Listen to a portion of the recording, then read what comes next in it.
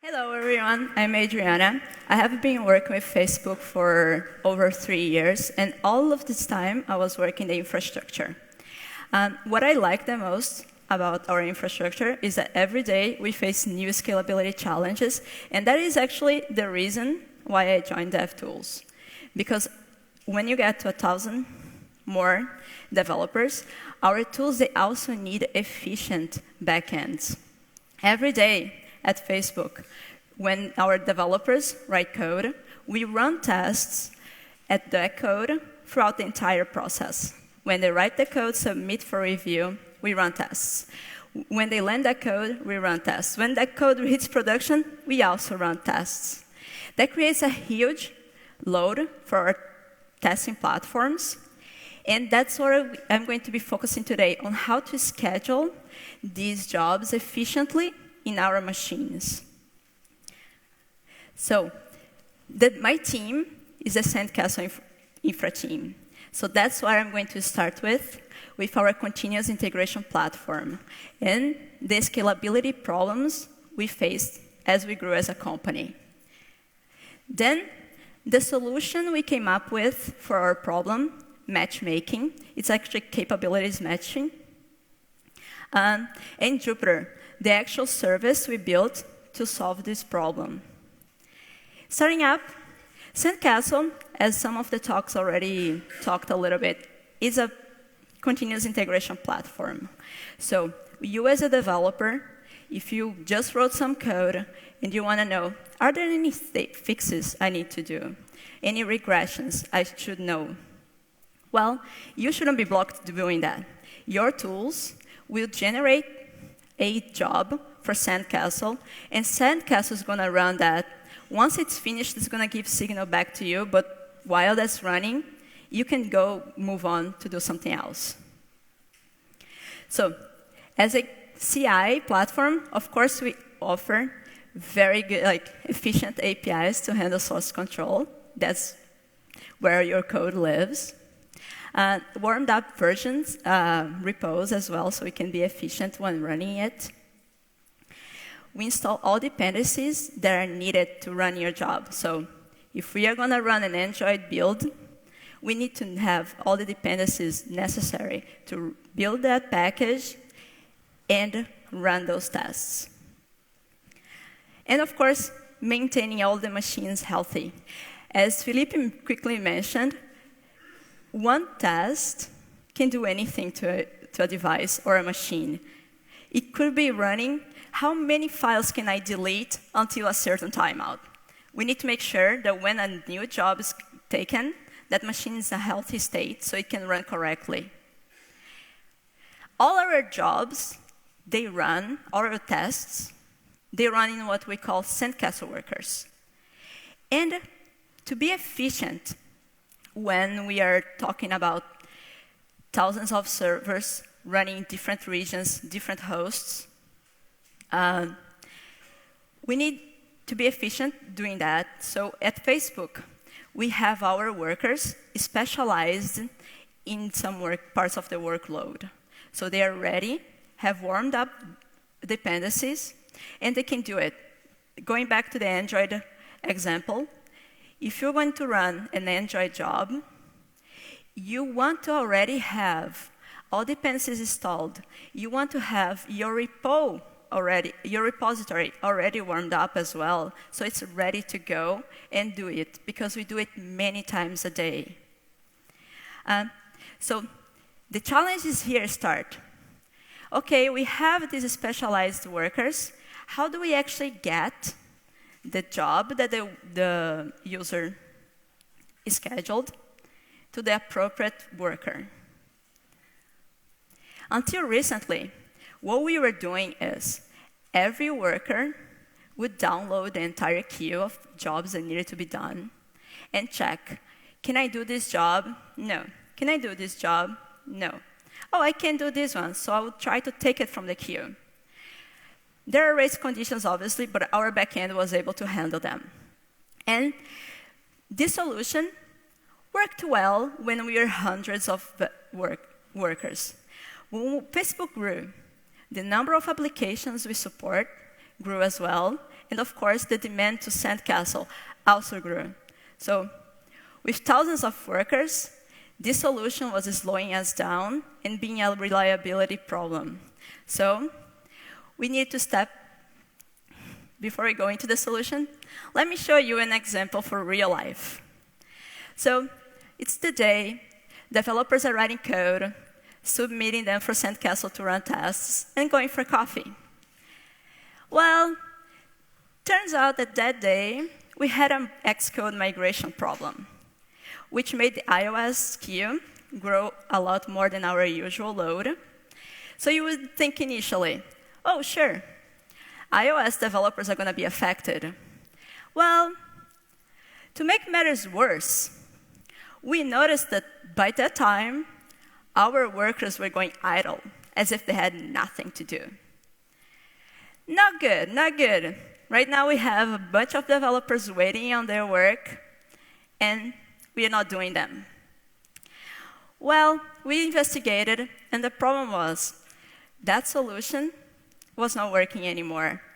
Our workers, the queue became so big that we are timing out trying to read from the queue.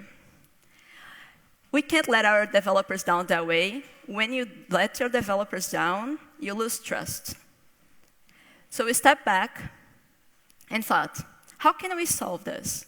This is a pattern. You have your consumers, which are the workers, and you have your jobs, which need to find a worker for them. One common solution for this is global schedulers, where the global scheduler will know about all your workers and will know about all the jobs you want to run. But for us, this would tend to a scalability problem in the future because you have one service that needs to control both sides. Given our complex configurations, we decided to not go that way. Another common solution are dispatchers.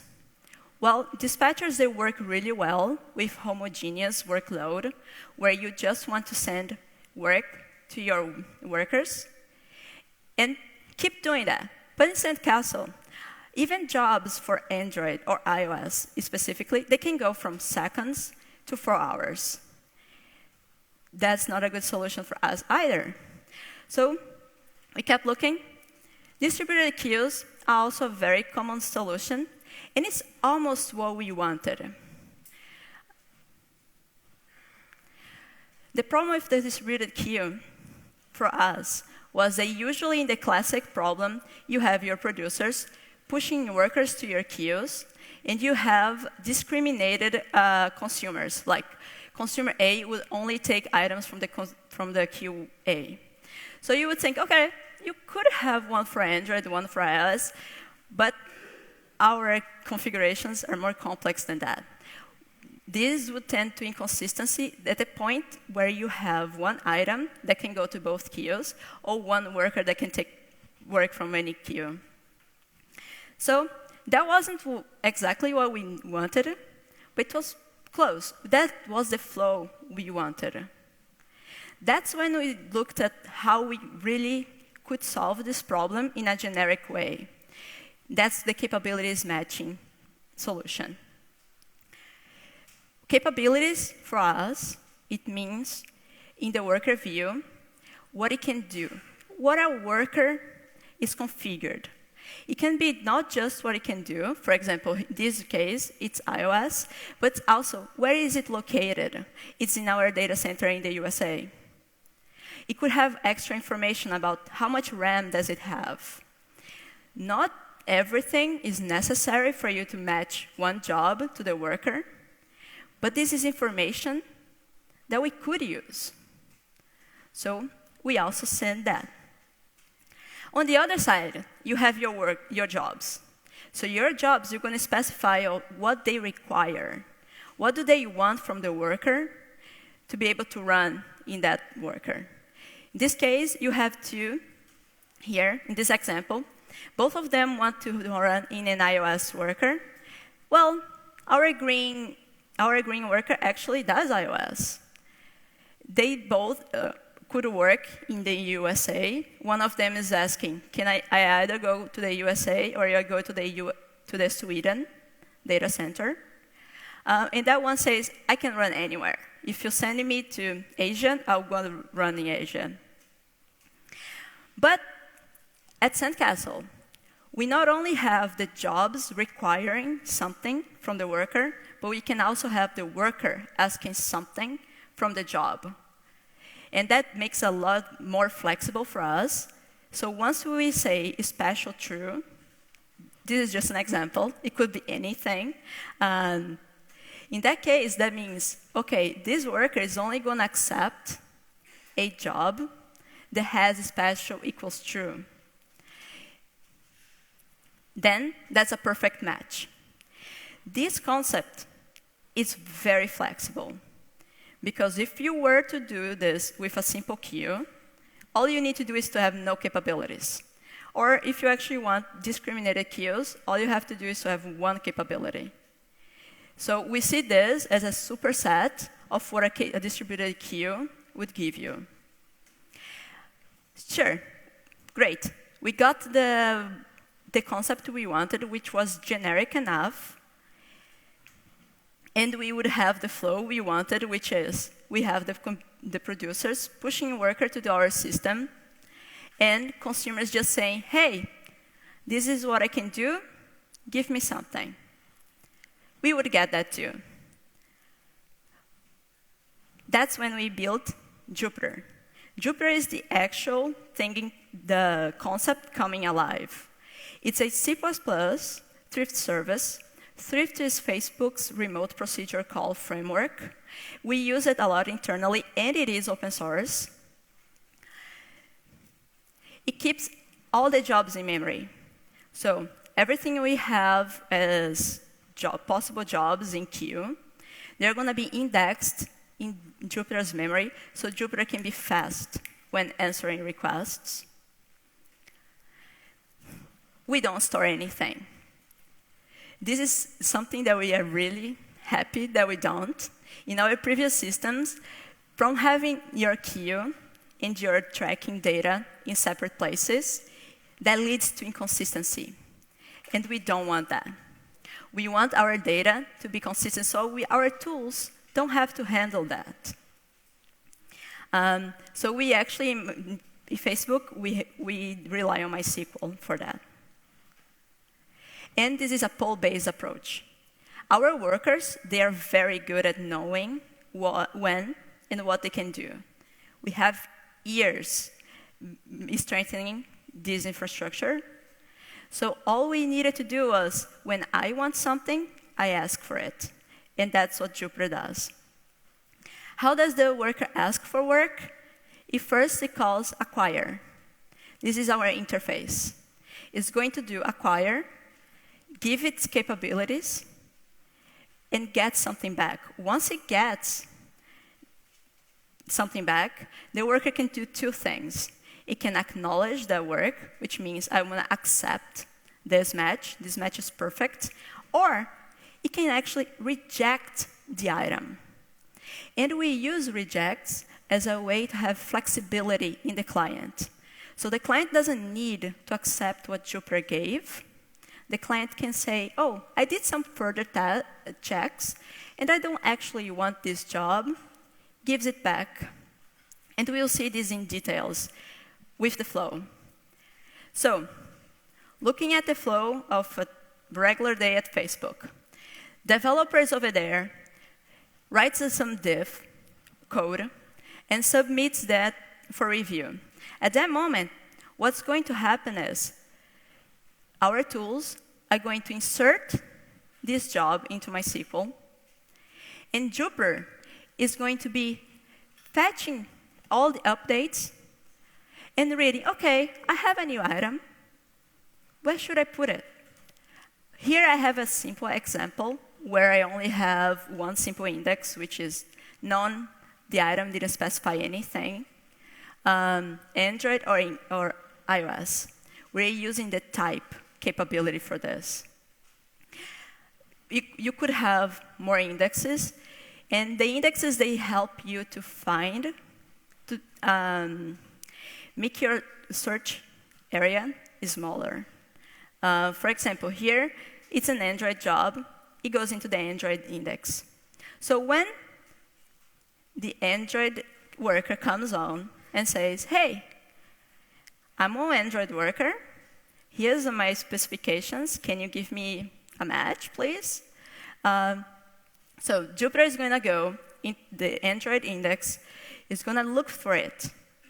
So make sure it's going to look at both non and Android, because this is an Android worker, so it can do some jobs that require nothing as well. Jupyter also respects ordering. So if you have jobs that have higher priority than others, they will come first.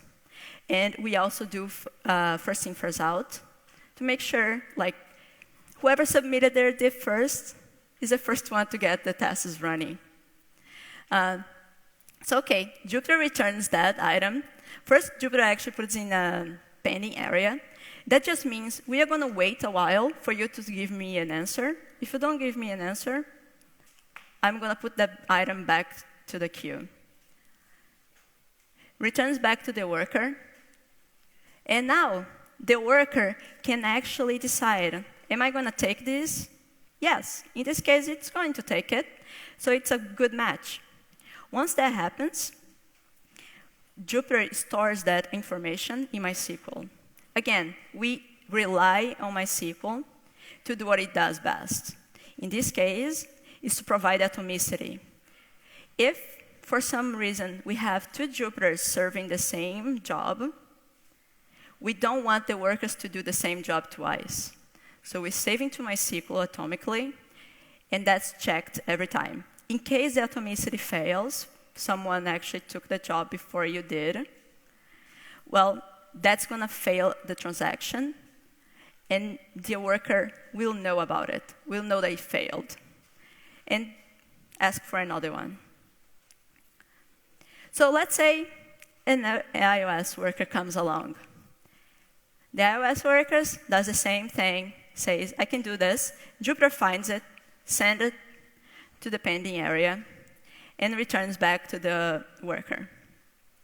So let's say the iOS worker actually has a special logic. It checks how many jobs for this developer am I running. Oh, I'm already running too many, so reject it. We do this because certain logic don't fit well in a service. They're more local, because you want to have that power and that flexibility to be able to say, no, I reject for some reason. And in this case, this logic belongs better in the client. So once it's rejected, Jupyter is going to give some time. The user can say how much before it tries to give that item back. Because maybe that item actually has a bug. Maybe that job has been blacklisted. So we are putting in the shelf. And this is the flow. With Jupyter, our system was kind of slowing down. So we went from hundreds of seconds to milliseconds. And it's only milliseconds because we are counting network latency. Because it is a C++ service doing the match efficiently. So inside of the service, we take microseconds to actually find you a match. We do this operation more than 1 million times a day. So we are saving a lot of computing power where the workers were just doing nothing, going through a queue. And we are giving quicker results to our developers. So as you can see, Jupyter gave us the speed we needed, because at our scale, we need to be efficient at every step. A lot of this comes from the simplicity that Jupyter does. Jupyter does one job well, which is find a match for the worker. The worker advertises what it can do. Jupyter finds the match. And we are only able to be reliable because of that, and because we rely on other infrastructure pieces to do their job well. We don't try to store our own data. We rely on MySQL, which is very well-established infrastructure at Facebook. We rely on the worker to know when it wants work and how to manage that job. We don't need to care about that. All we need to care is the matchmaking. Jupyter is horizontally scalable, so you can have as many Jupyters as you want. If you have 1 billion items in your queue, which doesn't seem healthy, so Jupyter would actually, you could have as many Jupyters as you want, giving you slices of the data. If you do shard this way, you would only need to be careful with ordering of your items. And consistency. As I mentioned, in Jupyter, your data is defined by the user for the use case. For example, for Sandcastle, we use the same database we use for tracking because we wanted our tools to be consistent. If you're going to search for an item, the item should be in the same place as Jupyter already knows about. That doesn't lead to inconsistencies. In the case of One World, they have their own database. They could have separate databases. All that is abstracted away. And the user is able to actually plug in logic using our data providers. It really abstracts away whatever logic our use cases have that are not generic enough to be part of the service. And we are working on new features right now. We are working on preferences, which is more a way to give you more flexibility when you're deciding how to give work to a worker or choose the appropriate job for the worker. Preferences can work really well when you're trying to communicate with the job. For example, I'm a developer, and I am going to use the emulator that takes that job. So I prefer to be something that is close to me. So if I work in London, I want the data center to answer that request to be in Sweden, which is our closest to London. Well, but what if Sweden is completely packed up? Like all the London engineers already got the emulators, you don't have space. So it'll be all right for you to go to another place, and not the closest.